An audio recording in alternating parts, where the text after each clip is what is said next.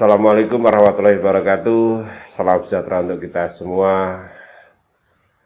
Om Swastiastu, Namo Buddhaya, dan salam kebajikan. Anakku, jumpa ketemu lagi di kegiatan pembelajaran TIK, Teknologi Informasi dan Komunikasi. Kalau minggu yang lalu kalian telah belajar tentang alat-alat komunikasi tradisional. Saat ini kita akan belajar tentang masih alat-alat komunikasi, yaitu alat-alat komunikasi modern. Namun ada baiknya sebelum kita melakukan pembelajaran membahas tentang alat-alat komunikasi modern, ada baiknya kita bahas dulu tentang tugas yang kemarin yang telah kamu kerjakan berkaitan dengan alat-alat komunikasi tradisional. Oke ya, siapkan dulu, mudah-mudahan catatan yang kemarin ada. Kita bahas dan coba kalian buka. Yang pertama, ada berapa cara melakukan komunikasi? Jawabnya adalah ada 2. Apa saja? Komunikasi langsung dan komunikasi tidak langsung. Nah, yang kedua, sekarang komunikasi langsung dilakukan dengan cara, ini adalah dengan cara bertemu langsung, berbicara langsung, berhadap-hadapan. Itu disebut dengan komunikasi langsung. Contoh alat komunikasi tradisional adalah 1. Ada beduk, ada kentongan, ada trompet, ada peluit, kemudian ada burung merpati, kemudian ada asap. Nah, itu adalah contoh-contoh alat komunikasi tradisional. Dan berikutnya, alat komunikasi beduk berfungsi untuk titik-titik. Jawabannya adalah untuk menandai waktunya masuk waktu sholat. Dan nomor 5, sebutkan ciri khas alat komunikasi tradisional. 1. Tidak perlu menggunakan listrik atau baterai. Yang kedua, jarak jangkauannya tidak terlalu jauh. Nah, saya tidak terlalu jauh, paling kira-kira di jarak antara 10 sampai 15 meter. Itu ya. Nah, itu tentang alat-alat komunikasi tradisional. Oke, sekarang kita masuk pada pembahasan materi kali ini adalah alat-alat komunikasi modern. Nah, mungkin kalian pernah kangen sama temannya, kemudian kangen sama kakeknya atau neneknya, opa, oma, tapi jaraknya di luar kota. Ingin ketemu tetapi terhalang oleh mungkin mamanya lagi kerja, waktunya masih sekolah, belum liburan. Nah, ditambah lagi seperti sekarang ya, untuk keluar kota harus dinyatakan bersih dari virus COVID-19. Bagaimana untuk melepas kangen kepada saudara atau kakak, opa, oma di luar kota? Bagaimana caranya? Ya, dengan menelpon. Telepon bisa menggunakan video call, dengan telepon langsung, dengan kirim pesan lewat SMS, lewat WA. Nah, dengan menggunakan apa peralatannya? Menggunakan handphone, boleh menggunakan telepon, menggunakan tablet, menggunakan komputer. Nah, itu. Kemudian ada lagi misalnya ingin melihat sepak bola di luar negeri. Gimana caranya? Cukup lihat di televisi. Pernah kan seperti itu? Nah, itulah contoh-contoh alat komunikasi modern. Ciri khas alat komunikasi modern adalah 1. Pasti menggunakan listrik. Karena kayak tadi, Pak, HP saya tidak nancep di listrik, tapi bisa ke bawah kemana-mana. Nah, itu berarti listriknya digantikan dengan baterai. Jadi alat komunikasi modern yang pertama harus ada listriknya atau ada baterainya. Yang kedua, ciri khasnya bisa menjangkau sangat jauh. Jadi bisa di luar negeri, luar kota aja bisa, kan luar kota ya, luar negeri, belahan dunia sana pun bisa. Itu menggunakan alat komunikasi modern. Banyak contoh-contoh alat komunikasi modern, misalnya seperti radio. Mungkin Pak Satpam, Pak Polisi itu pegang alat yang ada antainya kecil gitu, komunikasi dengan temannya, itu disebut dengan menggunakan HT misalnya, bisa seperti itu. Ada contoh alat komunikasi modern. Nah, lebih rinci tentang alat komunikasi modern, mari kita simak penjelasan berikut ini. Kita sama-sama ke ruang sebelah ya untuk mengikuti penjelasan tentang alat-alat komunikasi modern. Oke. Alat komunikasi modern pertama kali yang kita bahas adalah radio. Radio merupakan alat komunikasi modern yang bisa mengirimkan suara. Dengan menggunakan radio, orang bisa menerima pesan dari jarak jauh.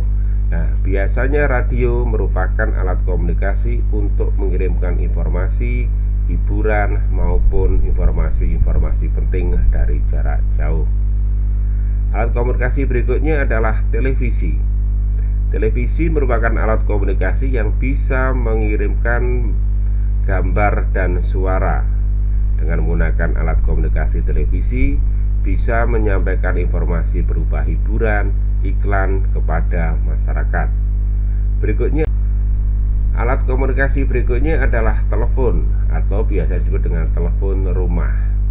Dengan menggunakan alat komunikasi ini, orang bisa mengirim dan menerima informasi dari jarak yang cukup jauh. Bahkan di belahan dunia, orang bisa mengirim dan menerima informasi melalui telepon. Alat komunikasi berikutnya adalah HT atau biasa disebut dengan handy talkie. Alat komunikasi ini biasanya dipergunakan oleh petugas-petugas keamanan, misalnya polisi, tentara, maupun security atau satpam. Dengan menggunakan alat komunikasi ini, orang bisa menerima dan mengirim berita dengan menggunakan fasilitas udara, yaitu dengan fasilitas radio yang disebut dengan handy talkie. Berikutnya adalah komputer. Komputer merupakan alat komunikasi tercanggih yang bisa menyesuaikan dengan kondisi teknologi saat ini. Dengan fasilitas internet yang ada di dalam komputer, kita bisa mencari informasi kapanpun dan dimanapun sesuai yang kita inginkan. Dengan menggunakan komputer, semua pekerjaan bisa terselesaikan, termasuk pada saat kita belajar saat ini dengan menggunakan sistem daring. Dengan fasilitas internet, kita bisa menerima, mengirim, bahkan mencari informasi-informasi dalam bentuk gambar, video, maupun yang lain-lain dengan cepat dan tepat sesuai keinginan kita. Berikutnya adalah ponsel atau HP, biasa disebut dengan handphone. Bentuknya kecil, bisa dibawa kemana-mana, sehingga kita bisa mempergunakan untuk mengirimkan dan menerima informasi. HP yang sekarang telah dilengkapi dengan fasilitas internet hampir tidak jauh beda dengan komputer. Dengan kondisi yang berbentuk mungil, bisa menyampaikan informasi kapanpun dan dimanapun kita berada. Dengan menggunakan HP, kita bisa mengirim, membuat, bahkan kita bisa menciptakan suatu kreasi dengan menggunakan handphone dan sekaligus mengirimkan hasil kreasi kita.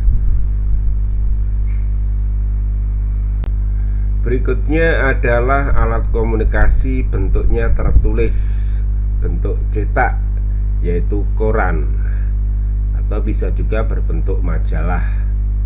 Koran disebut sebagai alat komunikasi modern karena dengan membaca koran, kita bisa mengerti dan mengetahui berita-berita yang berasal dari luar kota, bahkan dari luar negeri.